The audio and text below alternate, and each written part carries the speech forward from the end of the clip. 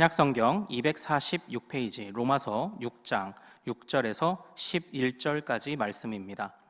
자, 우리 한 목소리로 같이 읽겠습니다. 시작. 우리가 알거니와 우리의 옛사람이 예수와 함께 십자가에 못 박힌 것은 죄의 몸이 죽어 다시는 우리가 죄에게 종노릇하지 아니하려 함이니 이는 죽은 자가 죄에서 벗어나 의롭다 하심을 얻었음이라.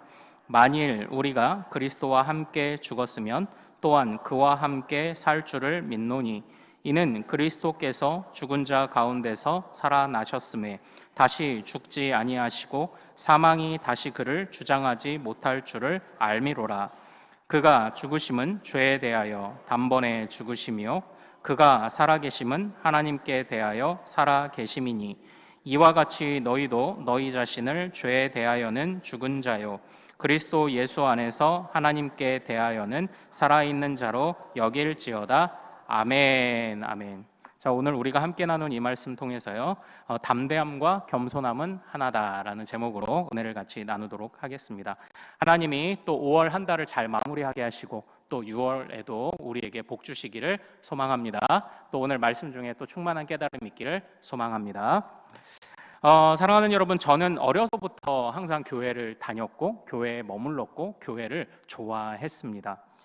그런데 이 학창 시절까지 고등학생 때까지는 그냥 좋아서 이렇게 마냥 좋아서 다녔던 것 같은데 청년부에 들어가면서부터 사실은 조금 고민이 시작되었습니다. 그게 무엇이냐? 바로 하나님의 말씀에 관해서 알아가는 기쁨도 있었지만 알면 알수록 높으신 하나님의 기준을 깨달으면 깨달을수록 사실 마음의 무거움과 죄책감과 짐들이 늘어나게 되었던 겁니다. 물론 우리가 주님 안에서 기뻐하다, 자유하다라고 말을 하지만 그것이 나중에 천국문 앞에 섰을 때 지옥 가지 않는 자유함이라는 것에 관해서야 철석같이 믿고 있었지만 내가 이 땅에 발을 디디며 살아가고 있는 지금 이 자리, 지금 이 현장에서 하나님께 닿을 수 없는 나를 발견할 때 그 죄책감은 사실 많은 것을 또 저를 짓누를 때가 있었습니다. 그런데 우리 종교개혁가 마르틴 루터도 마찬가지였던 것 같습니다. 이 마르틴 루터에게는 좋은 스승이 있었어요. 요한 폰 슈타우피츠라는 이제 스승, 먼저 이제 선배되는 교수님이 있었습니다. 신부이죠. 먼저 사제된 자이죠. 그런데 이 마르틴 루터를 이 스승이 아꼈지만 마르틴 루터 때문에 좀 골치 아팠던 일도 많다고 합니다. 왜 그러냐면 너무 자주 와서 고해성사를 하는 겁니다. 저는 이런 죄가 있었고 이런 죄가 있었고 이런 걸 얘기했던 거죠. 그래서 이 스승이 이 루터에게 이렇게 얘기했다고 합니다. 자네의 하찮은 죄들은 제발 좀 그냥 두게 라며 이렇게 이야기했을 정도입니다. 그런데 스승이 아무리 하찮다고 말해도 자기가 죄를 고해성사를 통해 고했어도 이 마르틴 루터를 짓누르고 있던 죄책감은 사실 사라지지 않았습니다. 얼마나 열심히 공부를 했겠습니까? 공부하면 할수록 하나님의 기준을 깨달으면 깨달을수록 내가 너무나도 작아 보이는 바로 그 순간을 견딜 수 없었던 그런 마르틴 루터의 그런 고백도 있습니다. 저에게도 이제 그런 문제들이, 그런 아픔들이 있었던 것 같습니다. 참 여러분들은 어떠신가요? 이제 이런 문제로 좀 고민해 보신 적이 있습니까? 그러니까 참 우리 안에 그런 것 같습니다. 어떤 면에서는 이제 열정들은 넘쳐나죠.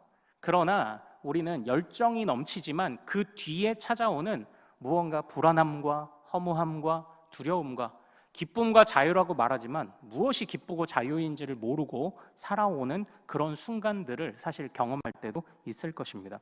어떻게 보면 우리에게는 열정은 충만하지만 이 루터에게도 그리고 이 스승인 요한에게도 그렇고 또 젊은 날의 저에게도 그렇고 신앙생활은 열정적으로 하지만 그 안에 정말 참자유와 기쁨을 주시는 주님을 향한 신앙의 정곡과 핵심을 정확하게 초점을 맞추지 못하고 지내왔던 순간들이 분명히 있었던 것 같습니다. 여러분들은 어떠신가요? 오늘 우리가 읽은 본문에서는요, 사도 바울은 자칫하면 우리가 잊어버리기 쉬운 신앙의 핵심을 다시 한번 정확하게 강조하고 있습니다. 우리 6장 말씀 지난주부터 보고 있는데요. 우리 6장 말씀 조금만 한번 복습을 해보겠습니다. 자, 우리 3절과 5절을 같이 읽겠습니다. 자, 6장 3절과 5절 같이 읽습니다. 시작. 무릇 그리스도 예수와 합하여 세례를 받은 우리는 그의 죽으심과 합하여 세례를 받은 줄을 알지 못하느냐.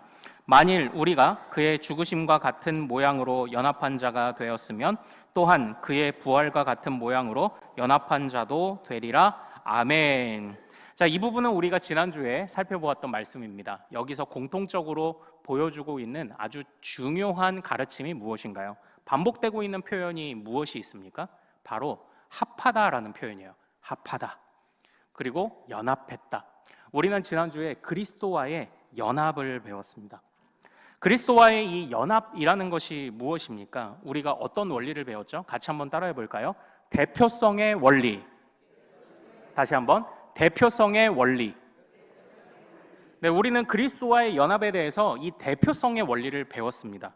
주님이 우리의 대표시라는 겁니다. 주님이 행하신 모든 것이 바로 우리의 것이 된다는 것입니다.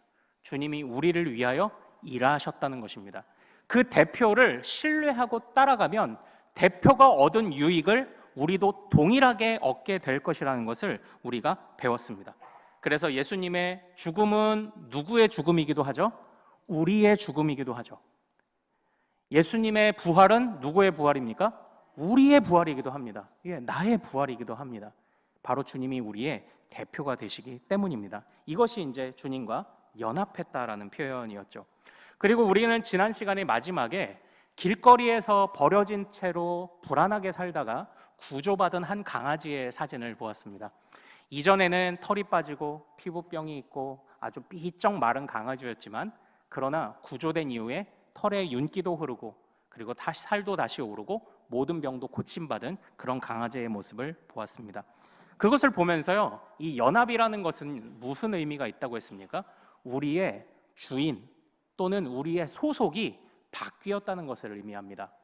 길거리에 내가 속해 있을 때에는요, 잠을 자도 편히 잘 수 없어요. 먹을 것은 항상 부족했습니다. 지나가던 사람이 발로 차도 어떻게 항의할 수 없는 것이 길거리 생활이었습니다. 그러나 이제는 내가 소속이 바뀌었습니다. 주인이 바뀌었어요. 이제는 잠을 자도 불안하지 않습니다. 그리고 먹을 것을 염려하지 않습니다. 주인이 채워줄 것이고 주인이 보듬을 것이기 때문입니다. 이전에는 길거리에서 누가 나를 발로 차도 내가 그 사람에게 뭐라고 할 수 없었지만, 이제는 나를 위해 대신 싸워주는 선하고 좋은 주인을 만났습니다. 그래서 그리스도와 연합했다는 것은 우리의 소속이 바뀐 것, 우리의 주인이 바뀌었다는 것을 동시에 의미한다라는 것을 말씀을 드렸습니다. 우리가 주님과 연합할 때 어떤 유익이 있습니까? 이 강아지가 주인에게 구조되는 순간, 그 순간 갑자기 피부병이 마술처럼 씻겨지듯 나았나요? 아닙니다. 시간이 걸렸어요. 갑자기 빠진 털이 돋아났나요? 아니요. 시간이 걸립니다. 그러나 좋은 주인 안에 있기 때문에 윤기가 나는 털이 새로 나고 피부병이 낫는 것은 시간 문제죠. 주인 안에 머물러 있기만 하면 됩니다. 그래서 우리가 주님과 예수님과 우리가 연합했다는 것에 또 중요한 유익이 무엇인가요? 아직 우리는 부족합니다. 그러나 주님이 선한 일에 종자를 주셔서 우리로 하나님의 선한 일들을 싹트게 하실 것입니다. 우리가 이렇게까지 지난주에 배웠습니다. 잘 기억하실 것이라고 생각을 해요. 그에 이어서 사도 바울은 우리가 그리스도와 연합한 것의 유익을 다시 한번 계속 이어 강조하고 있습니다. 자, 우리 6절에서 7절을 같이 한번 읽어보죠. 또 사도 바울이 무엇을 강조하는지 한번 보죠. 자, 6절과 7절입니다. 자, 같이 읽습니다. 시작. 우리가 알거니와 우리의 옛 사람이 예수와 함께 십자가에 못 박힌 것은 죄의 몸이 죽어 다시는 우리가 죄에게 종노릇하지 아니하려 함이니, 이는 죽은 자가 죄에서 벗어나 의롭다 하심을 얻었음이라. 아멘. 아멘. 여기에서 두 가지 대조되는 이야기가 등장합니다. 죄의 종, 그리고 죄에 매여 있는 자. 그러나 죄에 벗어난 것과 의롭게 됨이라는 이 두 가지 구도를 지금 대조하고 있습니다. 우리가 죄의 종이라는 것은 무엇입니까? 바로 이 안에 죄책감이라는 게 들어갑니다. 죄책감이라는 게. 그러니까 오늘 이제 참 우리 오전에 이제 새가족 공부를 좀 하면서요. 이제 초신자십니다. 새가족 공부를 하면서 그런 대화를 나눴습니다. 기독교를 믿는다는 것은 아주 굉장히 높은 기준을 가지고 살아가는 것과 같습니다. 제가 이런 이야기를 했어요. 여러분 한번 생각해 보십시오. 이 세상에서 말하는 죄라는 게 뭔가요? 죄는 사실 법을 어기면 죄라고 말합니다. 그런데 우리는 그거보다 더 높은 기준을 가지고 있습니다. 그래서 죄라는 것을 더 엄격하게 보죠. 자, 세상에서 법을 어기면 죄입니다. 그러나 법을 어겨도 죄가 아닐 수 있습니다. 어떨 때 아니라고 말씀드렸습니까? 법을 어겨도 죄가 아닌 게 될 수 있습니다. 어떻게 하면 되죠? 안 걸리면 됩니다. 안 걸리면 돼요. 내가 신호를 어겼어도 경찰이 못 보면 죄가 아닙니다. 그러나 하나님은 어디서나 보고 계시기에 우리는 하나님 앞에서도 높은 기준을 갖는 거죠. 자, 그런데 우리 오전에 같이 공부하시던 세 가족이 그런 말씀을 하셨어요. 안 걸렸어도 양심에 찔리잖아요. 아주 적절한 대답을 주셨습니다. 맞습니다. 양심에 찔리는 겁니다. 사람은 우리가 1장에서 배운 대로 하나님을 알만한 것이 남아 있습니다. 2장에서 말하듯 양심이 남아 있어요. 그래서 물론 법을 어겨도 아니면 죄를 짓고도 아무렇지 않게 살아가는 파렴치한도 있지만 많은 경우에는 죄책감과 수치심이 남습니다. 그런데 이것은 우리가 자칫하면요, 주님을 만나 우리의 모든 죄가 사라졌다고 말해도 이 죄책감과 수치심을 이기지 못하는 경우가 솔직히 있을 수 있습니다. 그런데 주님은 우리에게 뭐라고 말하십니까? 이제는 더 이상 죄의 종이 아니다. 이 죄의 종이 아니라는 것은 뭐냐면 죄가 너희를 다루는 방식으로 더 이상 너희를 다룰 수 없다고 말하는 겁니다. 죄는 죄책감을 줍니다. 수치심을 줍니다. 그러나 이제는 죄가 너희를 그렇게 다루도록 놔두지 않으시겠다고 말씀하시는 겁니다. 너희는 이제는 죄의 종이 아니다. 너희의 주인은 바뀌었다고 말씀하십니다. 그 주인이 선언하십니다. 이 사람은 길거리가 아닌 나에게 속한 자라고 말씀하시는 거죠. 그래서 죄의 세상이 아닌 의의 세상에 속한 자라고 선언을 하셨다라는 것입니다. 그래서요, 이 자비로운 주인이 이 길거리의 개를 구조할 때 어떻게 구조하나요? 일단 개를 데려다가 야, 너 여기 이제 앉아봐. 이렇게 딱 앉혀놓고 너 지난날 길거리에서 어떻게 살았어? 얘기해봐. 이렇게 하는 주인이 있나요? 그럼 뭐 개가 말합니까? 이렇게 얘기합니까? 아니요. 물어보지도 않습니다. 물어보지도 않아요. 그리고 지나간 삶을 책임지라고도 하지 않습니다. 아니에요. 그냥 그 즉시로 주인이 불쌍히 여겨서 그 개를 끌어안습니다. 주님이 우리를 다루는 방식도 마찬가지입니다. 이미 성경 안에 아주 적절한 예가 등장했습니다. 바로 누가복음에 등장하는 탕자의 비유이죠. 탕자가 돌아왔을 때 그 아버지가 이 돌아온 아들을 재산을 가져가서 허랑방탕하게 다 써버리고 돌아온 아들에게 뭐라고 말합니까? 야, 너 지난 날들 어떻게 살았는지 와서 좀 얘기해봐. 너 목록 하나도 빠지지 말고 다 써봐. 이렇게 했나요? 너 네가 가져간 돈 다 갚기 전에는 내 아들 못 된다고 그렇게 말씀을 했나요? 아닙니다. 그저 아버지가 무한한 사랑으로 그를 용납했습니다. 그냥 그를 받아들였습니다. 이전에 죄가 우리를 다루던 방식대로 하면 우리는 죄의 목록을 낱낱이 고해야 합니다. 잘 분별하십시오. 제가 회개하지 말라는 것 아닙니다. 그러나 조금 이따가 얘기할게요. 회개하지 말라는 거 아닙니다. 구원파처럼 그냥 대놓고 와, 죽어도 살아, 뭐 죽으나 사나 주님이 나를 맞아주시니까 나는 이제 아무렇게나 살아도 되는구나. 아니요, 그렇게 살으라고 하는 게 아닙니다. 잘 분별하십시오. 그러나 적어도 주님은 우리에게 너 지나간 날 뭐 했어? 네 값을 네가 다 갚기 전에는 뭐다라고 말씀하시지 않았습니다. 그냥 용납하셨고 받아주셨다는 겁니다. 이 세상이 죄가 우리를 다루는 방식이 아니라 하나님 나라의 은혜가 우리를 다루는 방식으로 묻지 않고 따지지도 않고 우리에게 주님 나라 들어올 것을 허락하셨다는 것을 지금 6절과 7절이 말해주고 있는 것입니다. 그래서요, 마르틴 루터가 이 로마서 말씀을 묵상하면서 이전에는 이 죄책감을 어떻게 할 수가 없는 거예요. 많이 배우면 배울수록 죄책감을 어찌할 수 없는 겁니다. 실제로 많은 수도사들이 이게 그 결혼도 안 하고 살지만 그 사람들에게 성욕이라는 게 없었을까요? 그래서 스스로 고자가 됩니다. 스스로 거세를 합니다. 그런데 안타까운 사실은 스스로 나의 신체를 훼손하여 고자가 되고 거세를 했어도 성욕은 사라지지 않는다는 겁니다. 끊임없는 내 몸을 상하게 만들어도 끊임없이 찾아오는 죄책감에 사무쳤던 우리 신앙의 선배들의 그런 기록들이 참 사실 많이 있습니다. 근데 루터도 다르지 않았던 것 같습니다. 그 안에 죄책감이 있는 겁니다. 하나님의 기준을 알면 알수록, 하나님을 알아가면 알아갈수록 자유함이 아니라 눌림이 있는 겁니다. 그러나 우리 사도 바울도 마찬가지고 우리 마르틴 루터도 이 로마서 말씀 안에서 무엇을 발견했습니까? 용납해 주시는 은혜를 발견했습니다. 용납해 주시는 사랑을 발견한 겁니다.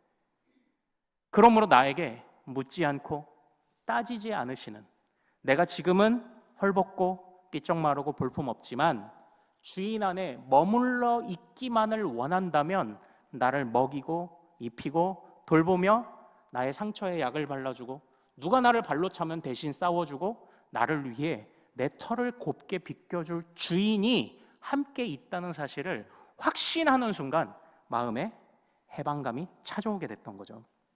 마음의 기쁨이 찾아오게 된 것입니다.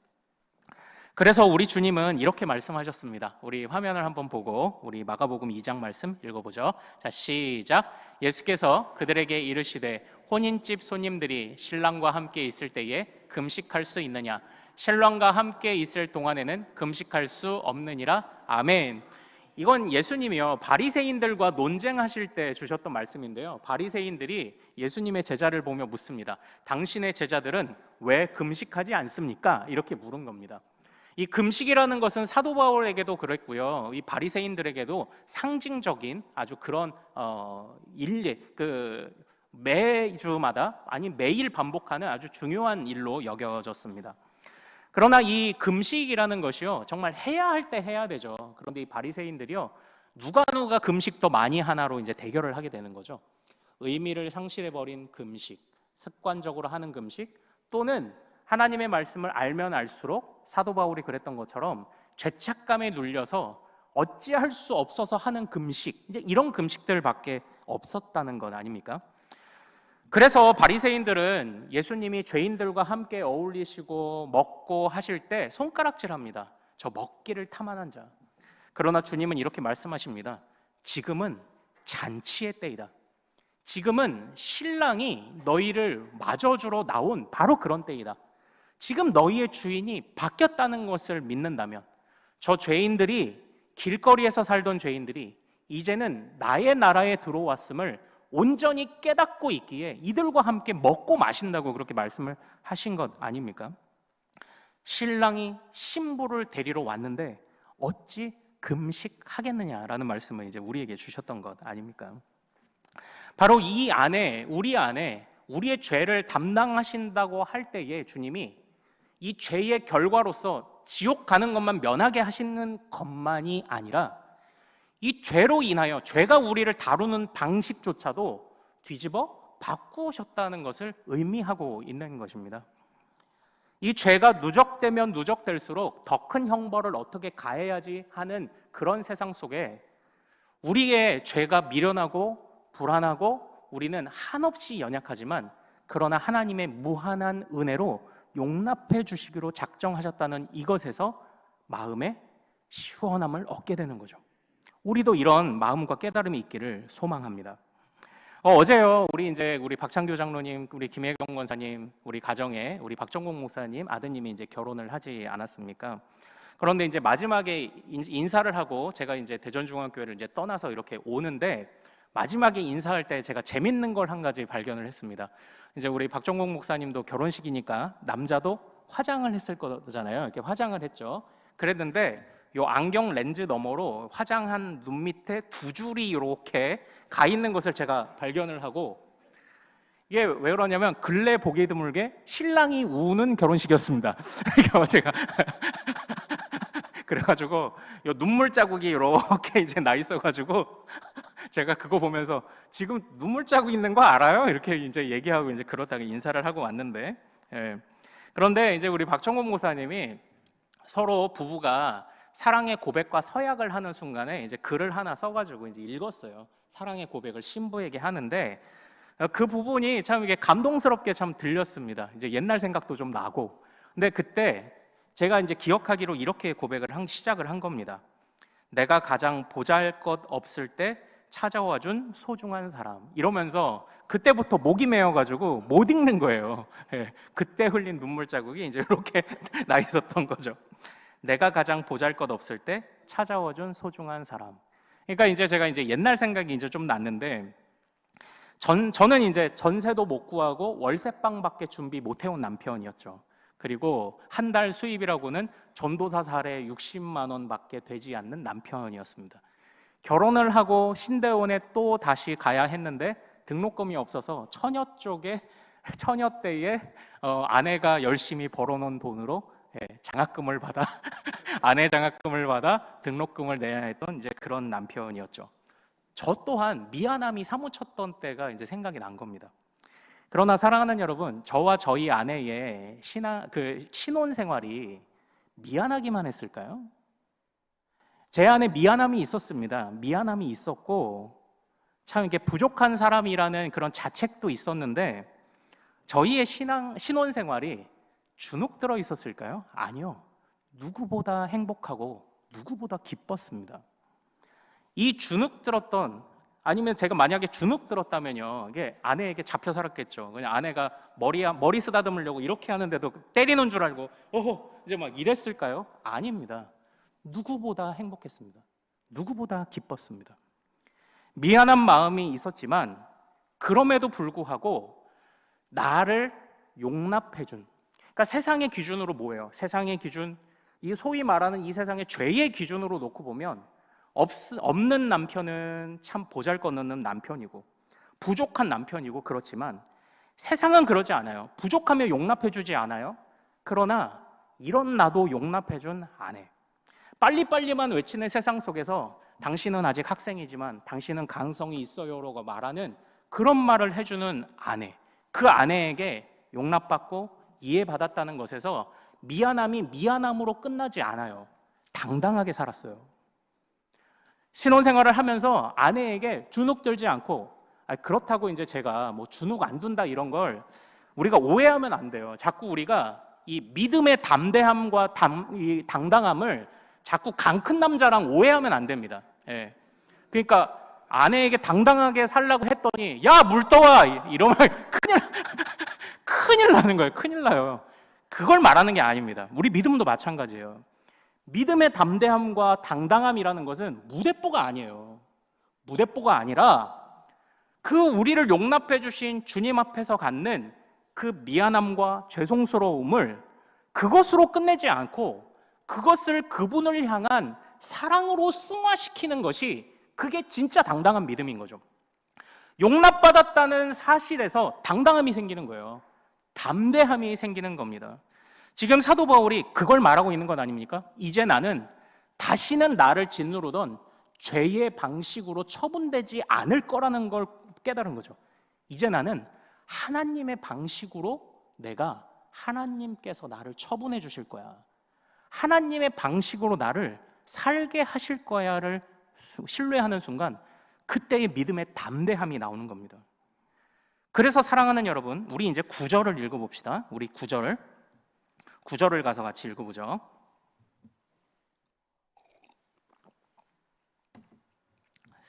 자, 9절 읽습니다. 시작.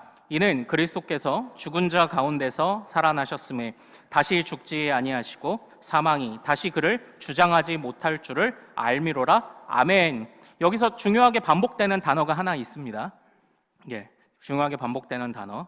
예, 죽는다 이 표현 말고 조금 긍정적인 표현. 예, 바로 다시입니다. 다시. 예.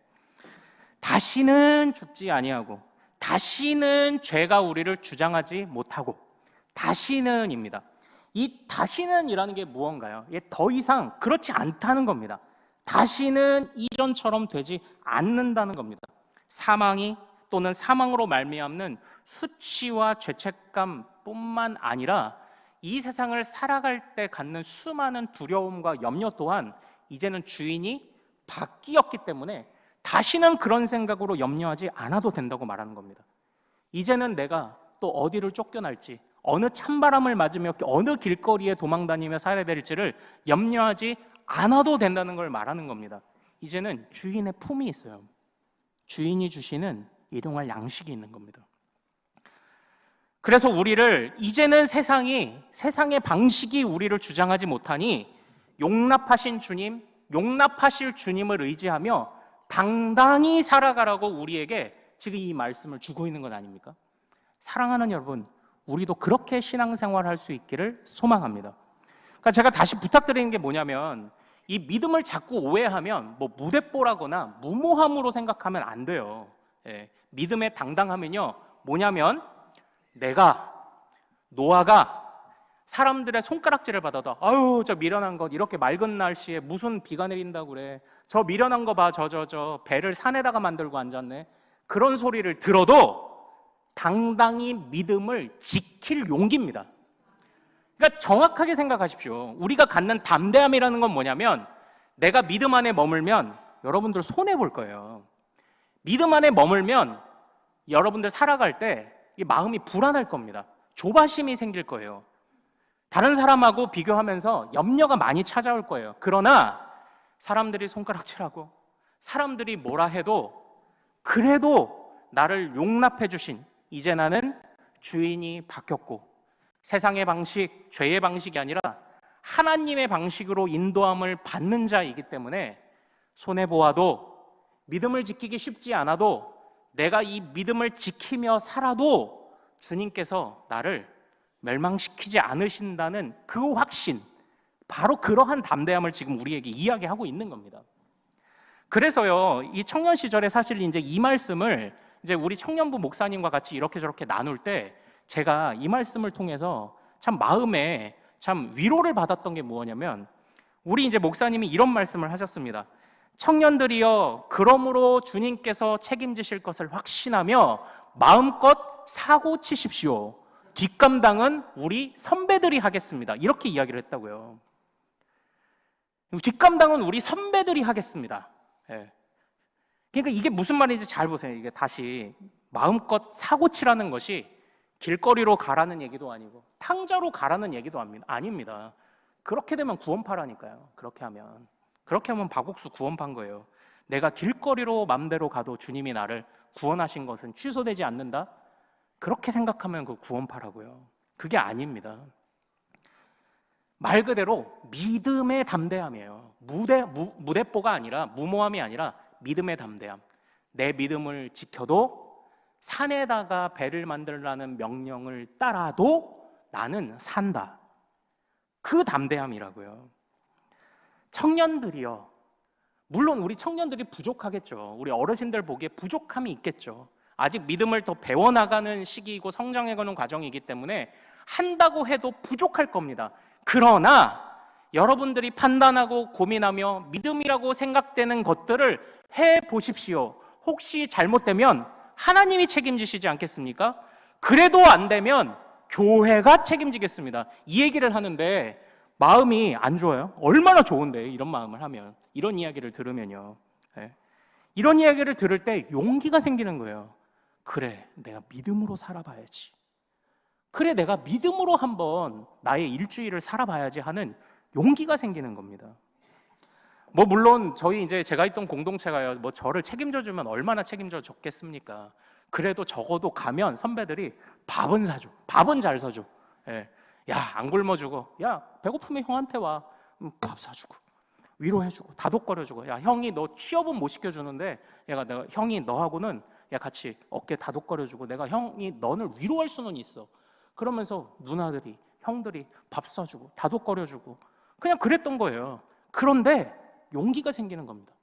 아, 내가 믿음으로 살아도 되는구나. 적어도 비빌 언덕이 있구나. 이거를 깨닫는 순간 용기가 생기는 거예요. 이런 담대함이 우리에게, 우리 가정에, 우리 교회에 있기를 소망합니다. 우리는 이런 공동체를 좀 만들어야 하지 않겠습니까? 그러나 다시 한번 부탁드립니다. 이 믿음이 무대뽀가 되면 안 됩니다.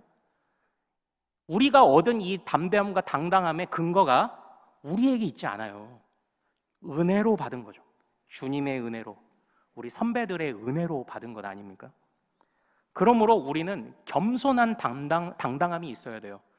주님 앞에서, 믿음의 공동체 앞에서 겸손하면 겸손할수록 담대함이 생겨요.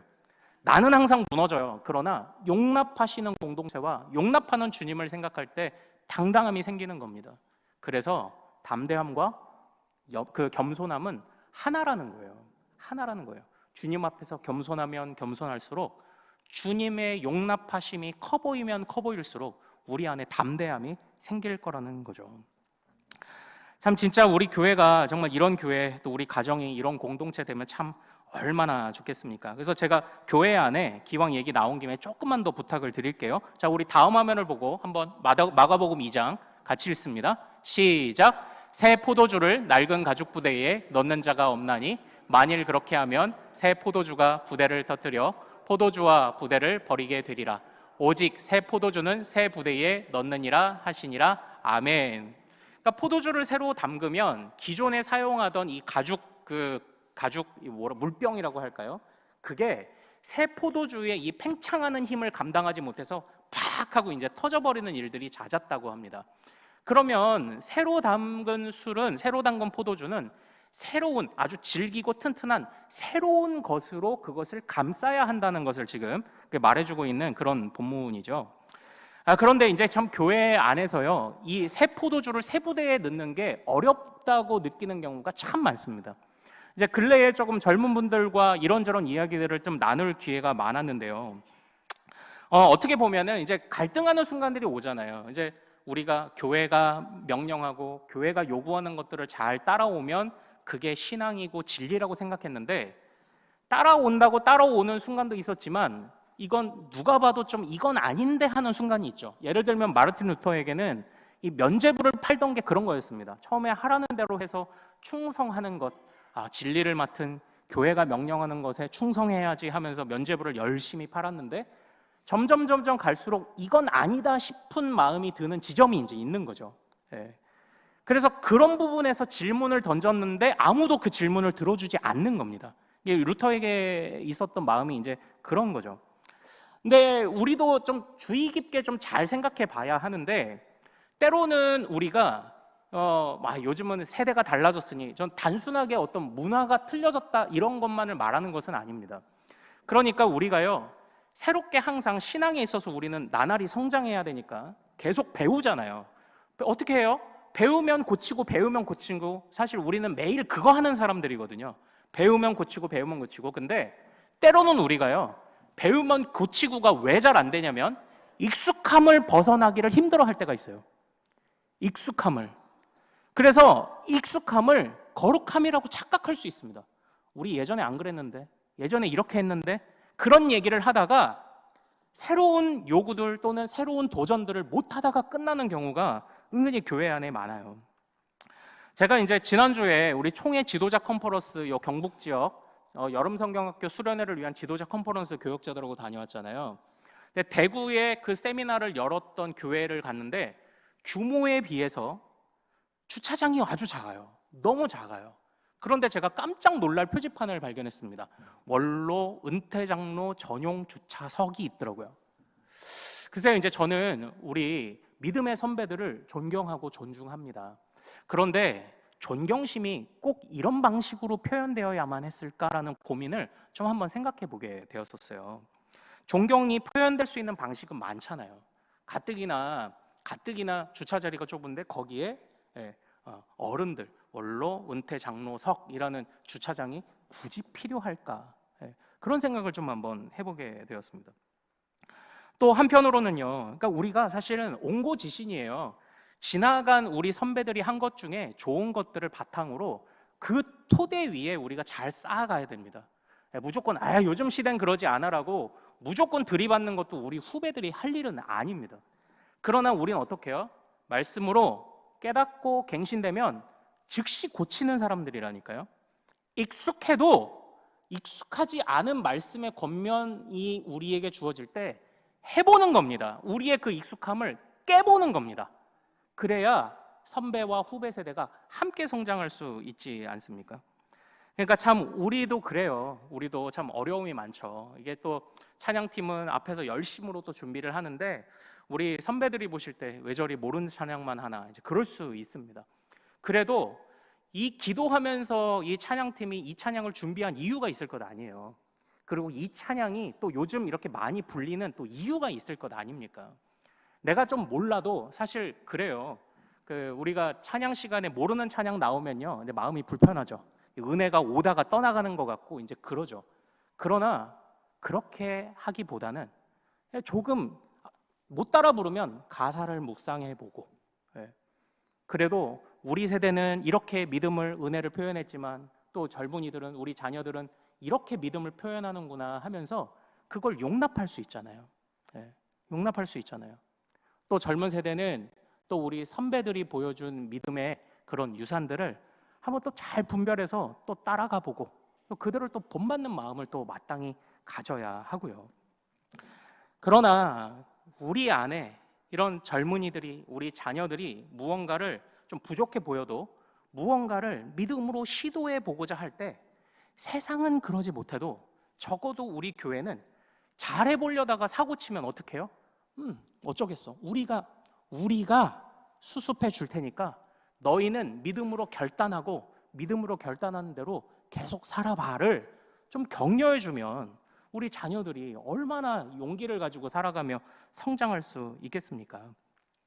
그러니까 부부 사이에도 말씀드렸던 것처럼요, 이 미안함이 미안함으로만 끝나면 이 부부 생활이 안 돼요. 이 결혼 관계가 안 된다고요. 그 미안함이 사랑으로 승화되어야 합니다. 그래서요, 우리가 아까 부른 찬양, 이 찬양을 불렀지 않습니까? 내 마음과 정성을 다하여서, 그 다음 어떻게 해요? 주 너의 하나님을 사랑하라. 우리 선배들은요, 이전에 우리 선배들이 사실 수고하고 교회를 위해 헌신한 거예요. 진짜 열일을 제쳐두고 교회로 오고 맨날 교회에서 살고 애기 없고 할 거 일을 다 하고 그런 수고들을 얼마나 많이 하셨습니까? 그러나 사랑하는 여러분, 우리 선배님들, 우리 후배들이 아이고 우리는 예전에 애기 없고 할 거 다 했는데 요즘 것들은 그러시지 마시고 우리 선배들이 정성을 보여주신 것은 참 감사해요. 그러나 우리는 교회는 정성을 가르치는 곳이 아닙니다. 정성을 넘어서 주님을 사랑하는 법을 가르치는 것이 교회예요. 내 마음과 정성을 다하는 것만 가르치면 우리는 반쪽짜리예요. 내 마음과 정성을 다해서 주님을 사랑하게 만드는 겁니다. 그러므로 우리보다 일 좀 덜 할 수 있어요. 우리 성에 안 찰 수 있어요. 이건 반대의 경우도 마찬가지입니다. 젊은 세대들도 선배들을 볼 때에 성에 안 찰 수 있어요.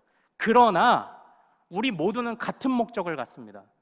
서로의 정성과 나타나는 믿음의 표현들이 다를 수는 있지만 그 안에서 주님을 사랑함을 배워가는 겁니다.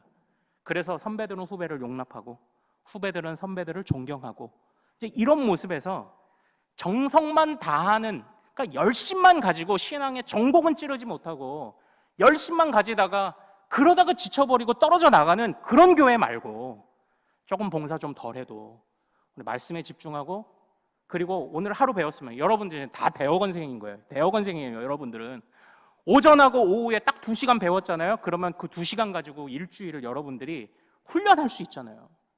그걸 가지고 여러분들의 신앙의 체계를 세우고 그걸 가지고 여러분들이 연습하고 훈련하고 그러면 나중에 뭐라도 되어 있지 않겠습니까?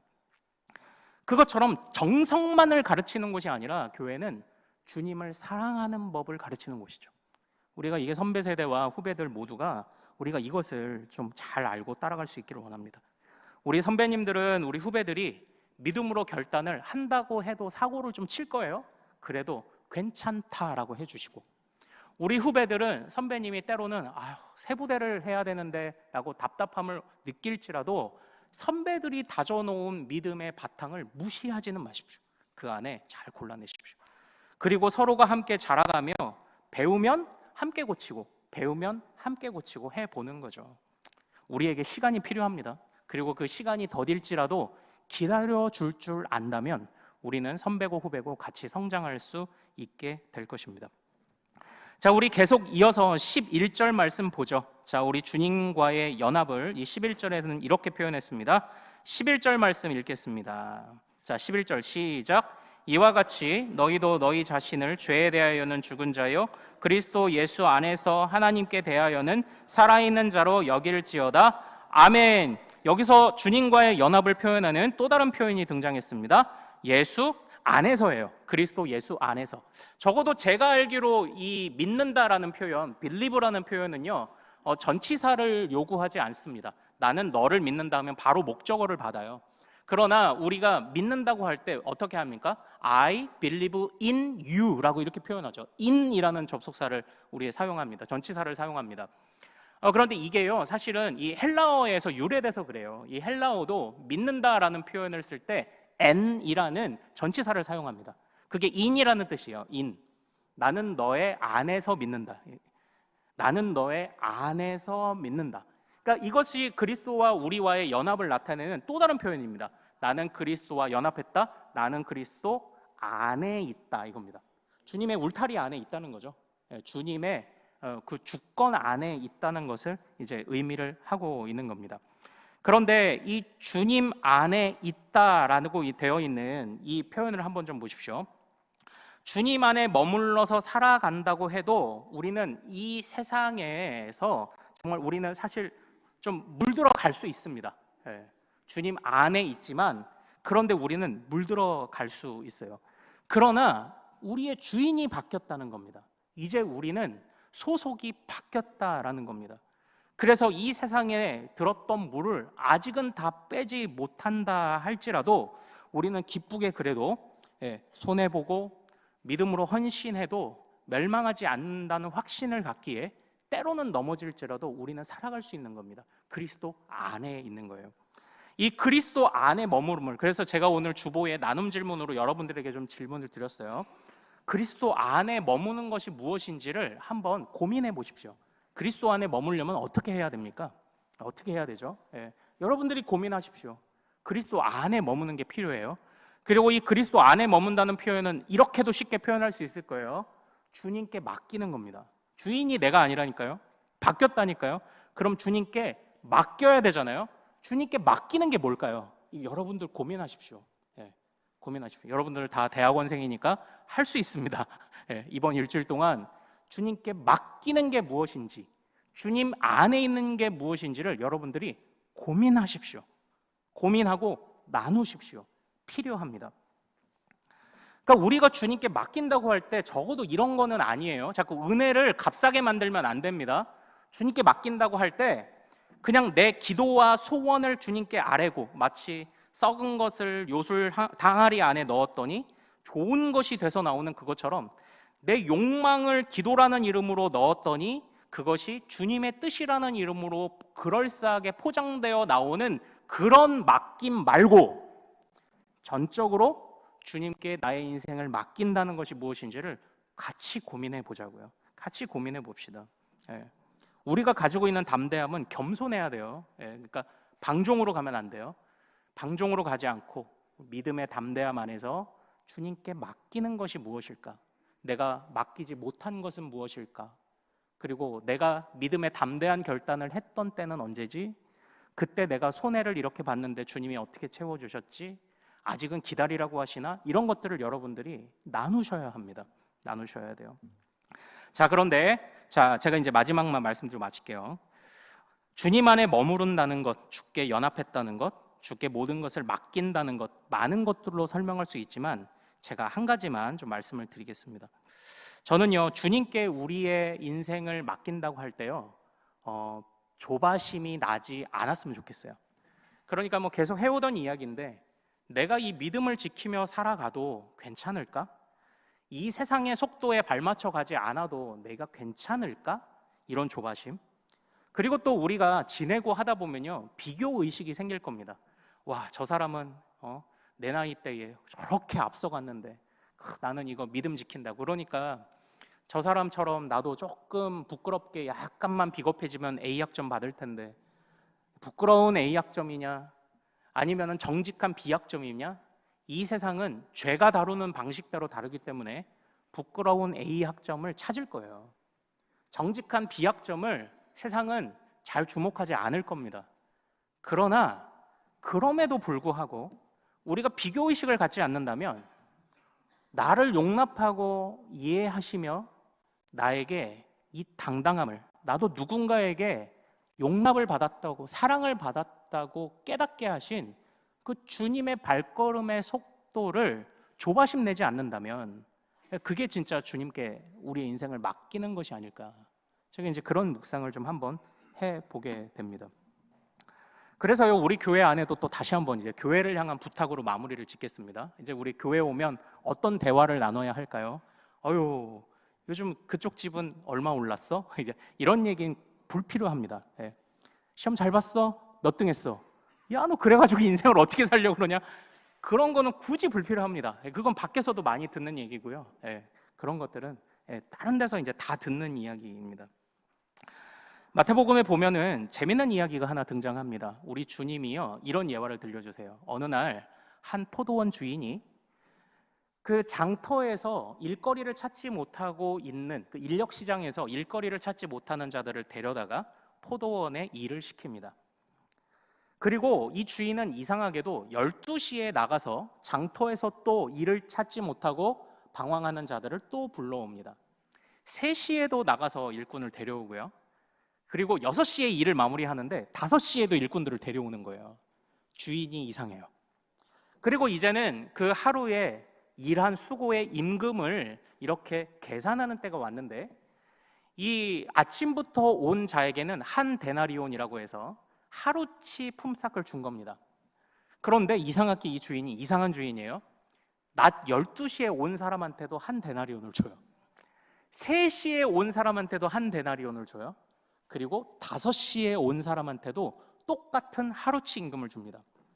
그때 억울하게 느꼈던 아침에 부름받은 사람은 이제 손해보는 느낌일 거 아닙니까? 일은 내가 더 많이 했는데 똑같이. 그때 항의하죠. 그때 주인이 뭐라고 합니까? 너는 네가 받을 거나 받아가라고 이야기를 합니다. 내가 자비로움으로 인하여 너희가 나를 악하다고 말하느냐, 주님이 이렇게 말씀하시죠. 자, 우리는 살면서요, 때로는 교회 안에 있어도요, 아, 주님이 저 사람은 이렇게 축복하신 것 같고 우리는 왜 이것밖에 안 되나 하는 교회 안에도 비교의식이 생길 수 있고 조바심이 날 수도 있습니다. 그런데 여러분은 한번 잘 보세요. 나는 하루 종일 일해서 10만 원 받았는데 세상에 5시에 온 사람이 1시간 일하고 10만 원을 받았다. 보통 때 같으면 내 속이 참지 못하죠. 그러나 5시에 와서 똑같은 하루치 임금을 받아도 기뻐할 수 있는 순간이 있어요. 뭘까요? 나는 하루 종일 일해서 10만 원 받았는데 누가 와서 5시에서 1시간 일하고 10만 원을 받았어요. 그런데 내가 기쁠 수 있다고요. 그 사람이 어떤 사람이면 가능합니까? 내 가족이면 가능해요. 예. 와, 야야야, 잘됐다. 와, 내 새끼 오늘 일도 못하고 굶어 죽는 줄 알았더니 5시에 와서 하루치 임금을 받다니 가족이면 기뻐한다고요. 여러분, 질문합니다. 우리가 가족입니까? 우리 교회가 가족입니까?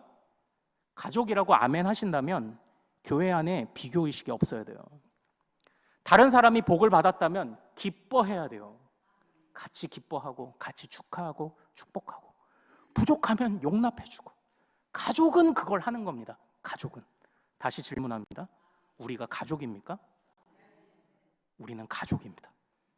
우리는 믿음 안에서 함께 담대함을 가지고 주님께 함께 용납받은 가족입니다. 누구는 오전에 부름받을 수 있어요. 누구는 5시에 부름받을 수 있어요. 주님이 오전에 부름받은 사람은 동전 하나밖에 안 주시는데 5시에 부름받은 사람한테는 동전 2개, 3개 줄 수도 있어요. 그러나 우리는 가족입니다. 주님 안에서 함께 용납함을 받은 자들입니다. 우리는 용납하시는 주인의 의로움 앞에서 함께 담대함을 가지고 살아가는 가족입니다. 내가 잘 돼도 함께 기뻐하고 남이 잘 돼도 함께 기뻐하고, 적어도 우리 교회는 그걸 보여줄 수 있는 그런 가족이면 좋겠습니다. 그러나 다시 부탁드립니다. 믿음은 무대뽀가 아니에요. 겸손해야 돼요. 우리에게서 그 당당함이, 담대함이 오지 않았습니다. 우리에게 이유가 있지 않습니다. 우리를 용납해 주신 주님께 모두가 서로 겸손하게 모두가 서로 겸손하게 이 두려움, 이 담대함을, 두려움 많은 세상 속에 이 담대함을 잘 간직하고 지키며 서로 격려하며 함께 자라가는 그런 믿음의 공동체가 될 수 있기를 소망합니다. 자, 시간이 많이 지났죠. 우리 같이 한번 합심으로 바로 기도하고 제가 축도로 마무리하죠. 예, 반주를 좀 부탁드릴까요? 사랑하는 여러분, 우리 말씀을 붙잡고 기도합시다. 우리가 기도할 때에 하나님, 참으로 우리가 어떤 염려도, 내가 믿음으로 살고자 할 때 우리의 믿음을 가로막는 어떤 염려도 주여 우리가 갖지 않도록 도와주소서. 그 모든 문제와 염려보다 크신 주님이 우리의 믿음을 열매 맺게 하실 줄로 믿습니다. 그러나 우리가 겸손하게 이 모든 은혜가 우리가 잘났음을 인해 온 것이 아니니 모든 겸손함을 가지고 우리가 주님을 따라가고 또 서로 사랑하는 믿음의 가족이요 공동체 되게 하옵소서. 자, 우리 주여 이름 크게 한번 부르고 같이 기도합니다. 주여!